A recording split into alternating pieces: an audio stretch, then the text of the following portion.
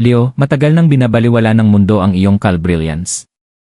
Lumakad ka sa dilim, dala ang iyong liwanag sa loob, naghihintay ng tamang panahon upang magningning. Ngunit narinig ng universo ang iyong tawag at ngayon, dumating na ang oras.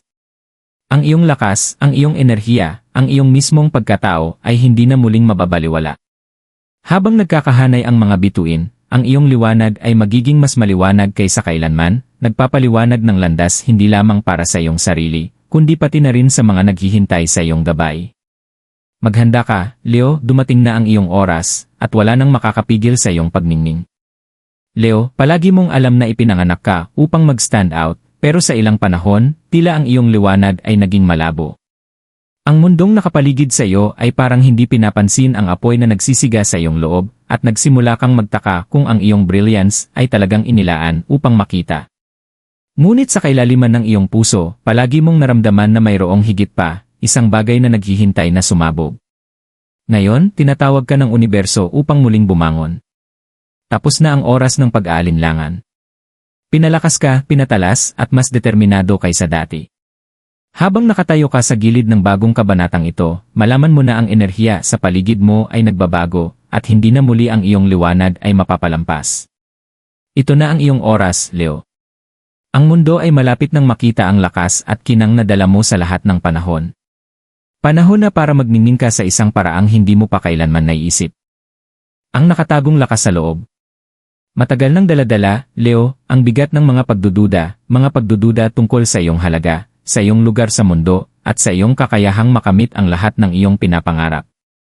Ang apoy na dati maliwanag na sumik sa iyong loob ay tila nauurong sa mga anino ng pagkabigo. Naranasan mong dumaan sa mga hamon na nagbigay sa iyo ng tanong kung ang iyong brilliance ay talagang inilaan upang makita ng iba. May mga pagkakataong naramdaman mong ikaw ay isang banyaga, kapag ang iyong natural na mga talento ay hindi pinapansin o hindi nauunawaan. Ibinuhos mo ang iyong puso at kaluluwa sa iyong mga hilig, ngunit natagpuan mong hindi dumating ang pagkilala na karapat-dapat ka. Ang mga sandali ng pagtanggi, kabiguan, at katahimikan ay maaaring magpabagsak ng kahit sino. Ngunit hindi ikaw, Leo. Sa halip, bawat pagkatalo ay nagpatawa sa iyo. Bawat pagtanggi ay nagpasik ng apoy sa iyong loob, at bawat laban ay naging isang aral. Natutunan mong tumayo ng matatag kahit sa harap ng pagsubok. Ang iyong lakas ay hindi nasusukat sa kung ilang beses ka nagtagumpay, kundi sa kung ilang beses mong tinanggihan ang manatiling nakadapa. Ang iyong katatagan, ang iyong di mabilang na espiritu, ay laging naging pinagkukunan ng iyong kapangyarihan. Sa mga tahimik na sandali, kapag walang nakatingin, tahimik mong inihanda ang iyong sarili. Pinatalas mo ang iyong isipan, pinahusay ang iyong mga kakayahan, at inalagaan ang iyong nakatagong lakas. Maaaring hindi pa ito nakilala ng mundo, ngunit ang universo ay laging nakakita ng iyong potensyal. Ngayon, panahon na para ikaw na mismo ang makilala ito, at hayaang magningning ang iyong nakatagong lakas. Ang muling pagkabuhay. Ngunit pagkatapos may nangyaring pagbabago, Leo. Hindi ito isang biglaang sandali ng pagpapahayag, ito ay isang tahimik, halos hindi mapansin na pagbabago, tulad ng unang sinag ng araw na dahan-dahang tumatagos sa mga ulap pagkatapos ng bagyo. Isang araw, napagtanto mo na dumating na ang oras. Naghintay ang mundo, at naghintay ka rin, ngunit ngayon, ikaw na ang pagkakataon. Ang iyong liwanag ay palaging naroroon sa iyo, mas maliwanag kaysa sa akala mo, ngunit ito ay naghihintay ng tamang sandali upang magningning. Ang punto ng pagbabago ay hindi dumating sa isang kaganapan, kundi sa isang tahimik na pagka-realize sa iyong kaluluwa. Hindi mo na kayang baliwalain ang mga bulong ng tadhana na tumatawag sa iyo. Palaging nakahanay ang universo sa iyo, kahit hindi mo ito nakikita, at ngayon, inihahanda ka nito para sa isang mas dakilang bagay.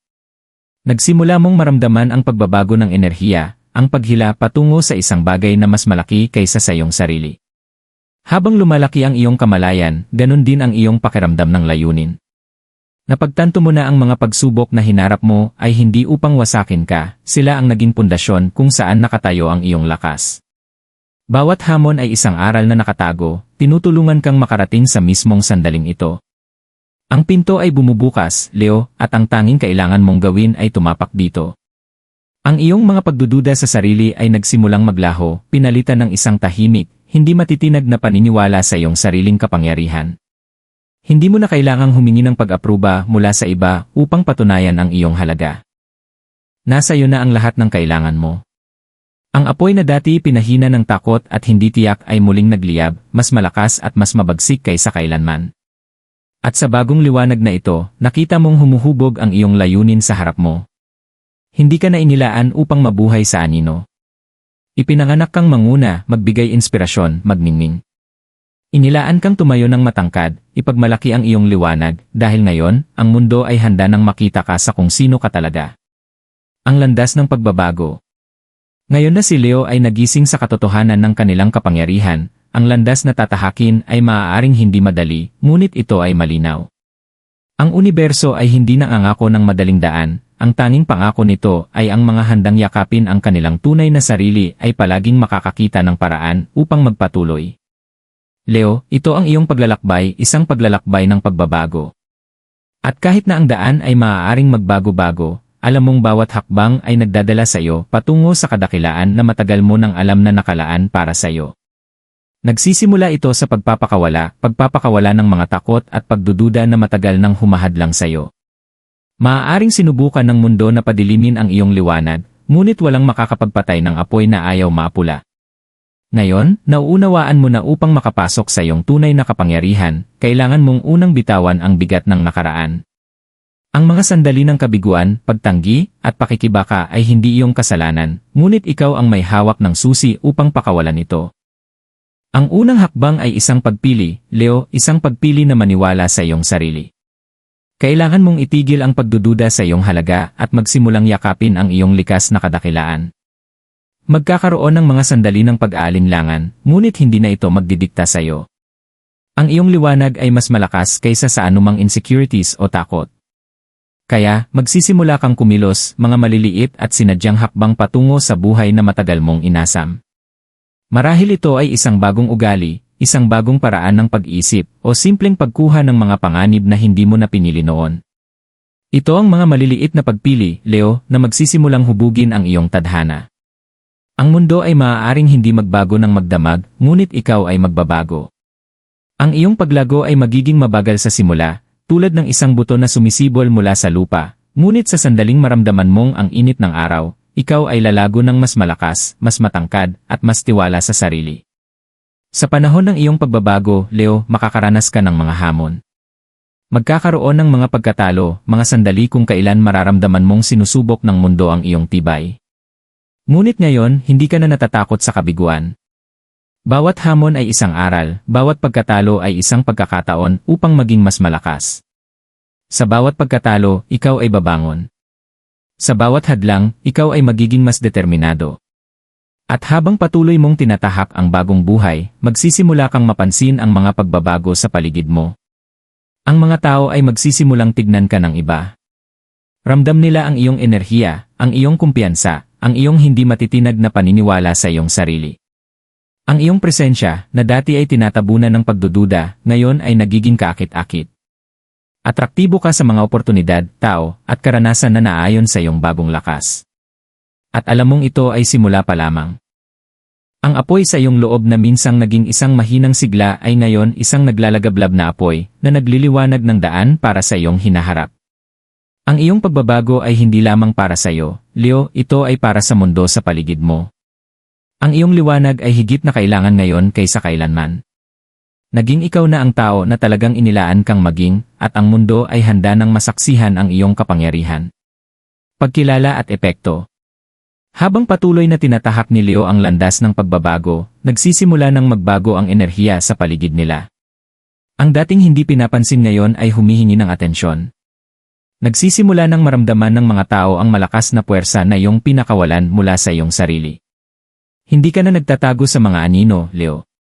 Ang liwanag na palaging iyo ay ngayon ay kumikinang palabas, at imposibleng hindi ito mapansin ng mundo. Ang mga kaibigan, pamilya, at pati na rin ang mga hindi kilala ay nagsisimulang mapansin ang pagbabago sa iyo. May bagong sigla sa iyong mga mata, isang bagong tiwala sa paraan ng iyong pagdadala sa sarili, at isang pakiramdam ng kalmadong lakas na umaakit sa mga tao sa paligid mo. Ang iyong presensya ay nagiging kaakit-akit, parang ang iyong kaluluwa ay tumatawag sa iba upang masaksihan ang taong naging ikaw. Maaari mong mapansin na mas maraming tao ang lumalapit sa iyo, humihingi ng iyong gabay, payo, o simpleng nais lang maging malapit sa iyong enerhiya. Hindi lang ang iyong pisikal na itsura ang nagbago, ito ay ang iyong aura. Naglalabas ka ng isang uri ng enerhiya na hindi maiiwasang maakit ang iba. At ang pagkilalang ito ay hindi lang mula sa mga pinakamalapit sa iyo. Pati na rin ang universo, nagsisimula ng tumugon sa iyong bagong liwanag. Ang mga oportunidad na hindi mo akalaing posibleng mangyari ay nagsisimulang magmanifesto sa iyong buhay.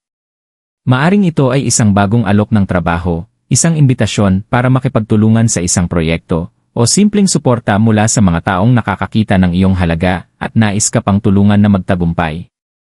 Matutuklasan mong ang mga tao na akala mo ay hindi maaabot ay ngayon ay naakit sa iyo, parang nakikita nila ang kadakilaan sa loob mo na dati ay nakatago. Ang iyong tinig, na minsang tahimik at hindi tiyak, ay ngayon ay may bigat. Kapag nagsalita ka, nakikinig ang mga tao. Ang iyong mga salita, na puno ng karunungang natamo mo sa iyong paglalakbay, ay may kapangyarihang magbigay inspirasyon at baguhin ang buhay ng iba. Hindi ka na ang taong ikaw kahapon, ikaw ay isang tao ngayon na lumalakad sa kanilang layunin. At sa pagkilalang ito, Leo, dumating ang isang bagong responsibilidad. Ang iyong liwanag ay hindi lamang para sa iyo, ito ay para sa iba. Habang patuloy kang umaangat, tinatawag kang itaas ang mga tao sa paligid mo.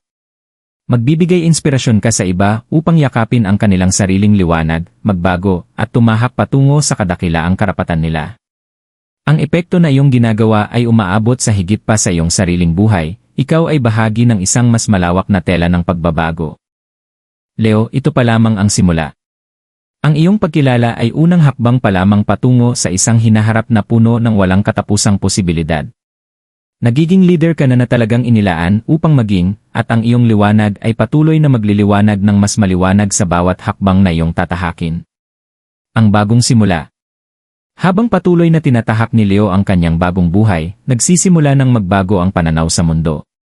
Hindi na ito tungkol sa pagkilala lamang. Ito ay tungkol sa pagbabago ng kaluluwa. Ang mga hamon ng nakaraan, ang mga pagdududa, ang mga pakikibaka, wala nang halaga ngayon. Lumipat ka na sa isang bagong yugto ng iyong pag-iral, Leo, isang yugto kung saan walang hangganan ang mga posibilidad, at ang hinaharap ay ikaw ang humuhubog. Ito na ang sandaling hinihintay mo. Ang pinto na matagal mong tinatanaw ay sa wakas ay bukas na, at sa kabila nito ay isang mundong puno ng mga oportunidad. Ngunit sa pagkakataong ito, hindi lang basta paglalakad ang kailangan. Ito ay ang maglakad ng may layunin na alam na eksakto kung saan ka pupunta at kung sino ka. Hindi ka na lamang tumutugon sa buhay, ikaw na ang lumilikha nito. Ang mundo sa paligid mo ay nagbabago dahil ikaw ay nagbago. Ang iyong bagong simula ay hindi lamang tanda ng isang bagong umpisa, ito ay nangangahulugang isang buong pagbabago sa iyong pananaw. Kung saan dati ay nakikita mong mga hadlang, ngayon ay nakikita mong mga oportunidad. Kung saan dati ay nagdududa ka sa iyong sarili, ngayon ay tumatayo ka ng may hindi matitinag na tiwala. Hindi ka na nag-aantay ng tanda mula sa buhay, ikaw na ang naging tanda. At habang tinatahak mo ang landas na ito, Leo, magbibigay ka ng inspirasyon sa iba upang gawin din ito. Ang iyong paglalakbay ay isang ilaw ng pag-asa para sa mga nasa dilim pa, naghihintay ng kanilang sariling sandali upang magningning. Ikaw ay patunay na posible ang pagbabago, at na ang liwanag sa loob natin ay hindi kailanman tunay na mapapalabnaw. Ito pa lamang ang simula ng iyong kwento, Leo. Ang mga susunod na kabanata ay puno ng mas malalaking tagumpay, mas malalalim na koneksyon, at isang matibay na pagkaunawa kung sino ka at kung ano ang iyong kakayahan. Ang paglalakbay na iyong sinimulan ay isa na magpapatuloy sa buong buhay mo, at nagsisimula na ito ngayon. Ang iyong liwanag ay narito na upang manatili at mas maliwanag kaysa kailanman. Leo, dumating na ang oras para ganap mong yakapin ang kapangyarihan na palaging naroroon sa loob mo. Ang universo ay nag-alin, at ang iyong liwanag ay ngayon ay kumikinang ng mas maliwanag kaysa kailanman. Ang mga pagsubok ng nakaraan ay hindi hadlang, kundi mga hakbang patungo sa kadakilaan na naghihintay sa iyo. Sa bawat hakbang na iyong tatahakin, tandaan mo na ang iyong liwanag ay maggagabay hindi lamang sa iyong landas kundi pati na rin sa mga landas ng iba na handang sumunod. Nasa iyo na ang lahat ng kailangan mo upang likhain ang buhay na nararapat sa iyo. Ang mundo ay handa na para sa iyo, Leo. Magnining ka, ang iyong paglalakbay ay nagsisimula pa lamang.